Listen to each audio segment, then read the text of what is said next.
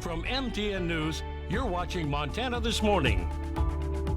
The debate over a vote to legalize marijuana, Montana heating up. Coming up, learn why conservation groups now backing the measure, while opponents still say it's a big mistake. Bozeman City Commissioners will begin discussions about the new growth policy plan for 2020. I'm Gabby Crevitt, and I'll have that story coming up. 6:30 on this Tuesday. Chet Lehman, Matt Elwell, the two who can take an old saying and turn it into nothing but a bad sign. Yeah. Every silver lining has a cloud. That's I it. think we need that somebody who knows how to cross stitch. I think that needs to be hung in the weather. A little throw pillow would be perfect here for That's that. right. Today is going to be a beautiful afternoon. It's just going to be a little windy as you head into the day today. Right now into the 30s and 40s, 27 degrees in West Yellowstone, mainly dealing with clear skies.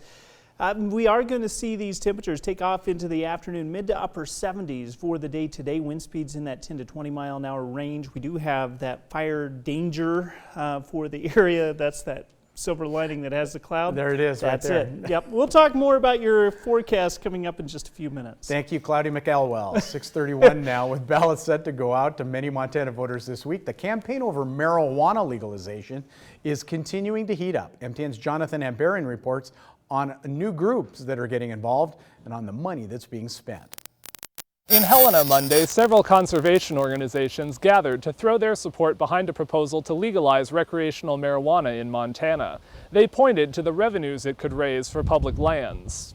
Funding our public lands owned by the state of Montana. Places like this, these are the treasures of the treasure state. These votes are votes for those public lands. Representatives from Montana conservation voters, the Montana Wildlife Federation, Wild Montana Action Fund, and the Trust for Public Land backed Initiative 190 and Constitutional Initiative 118 during an event at Spring Meadow Lake. I-190 would set up a regulated marijuana system, including a 20% tax on sales. CI-118 would let the state limit sales to those 21 and older. The measures would set aside nearly half of the marijuana tax revenue for public lands programs, primarily for improving wildlife habitat, but also for things like state parks and trails. Overall, a state analysis estimates Fish, Wildlife, and Parks could receive $19 million a year by 2025. Aaron Murphy of Montana Conservation Voters said the country is moving towards a more accepting view of marijuana. So we see this as an opportunity that's coming our way no matter what. So we'd rather get ahead of it and make sure that our public lands get the funding from that they deserve. Leaders with Wrong for Montana, a committee opposing the legalization effort, say they believe there would be negative impacts to making marijuana more available that wouldn't justify the extra revenue. I don't see why we want to get an extra $25 million in our state coffers by addicting 110,000 Montanans to marijuana. That sounds crazy to me.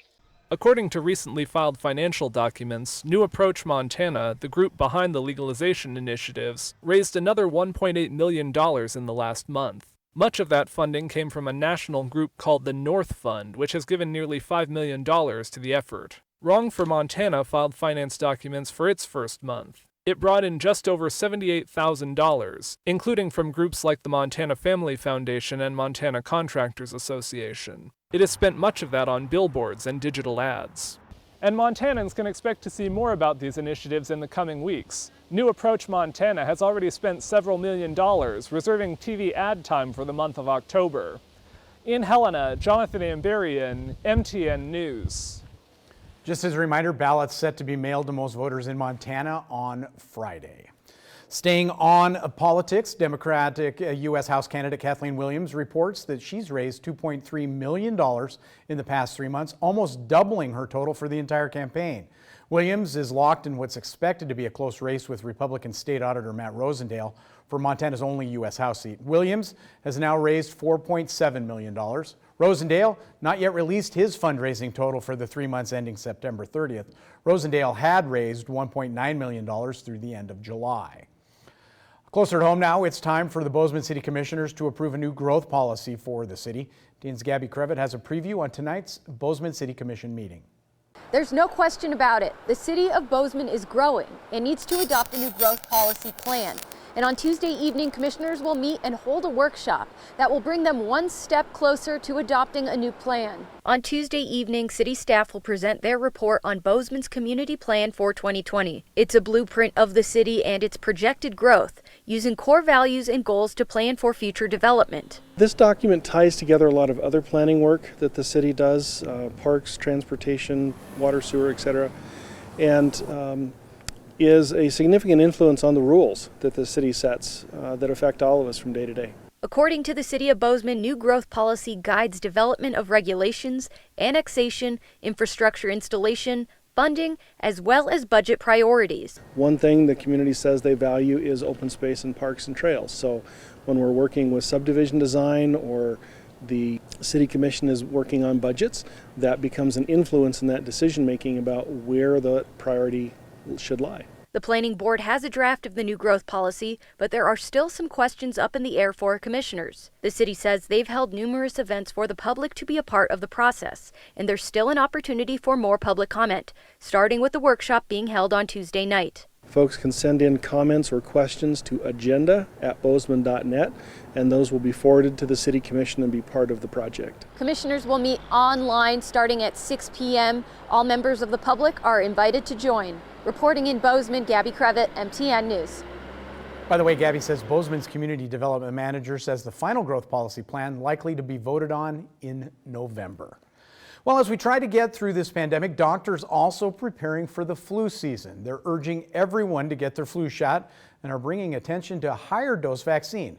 It's not for everyone. The high dose flu vaccine carries 4 times the amount of antigens. This helps the body create a higher immune response.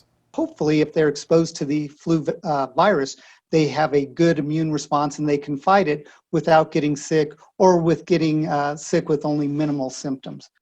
Now, it's normally recommended for older adults around 65 years and up, but now doctors are warning that people who are at a higher risk of getting coronavirus may want to talk to their doctor about getting the high dose flu shot. That's because some of the same things that put us at risk for COVID could also put us at risk for the flu.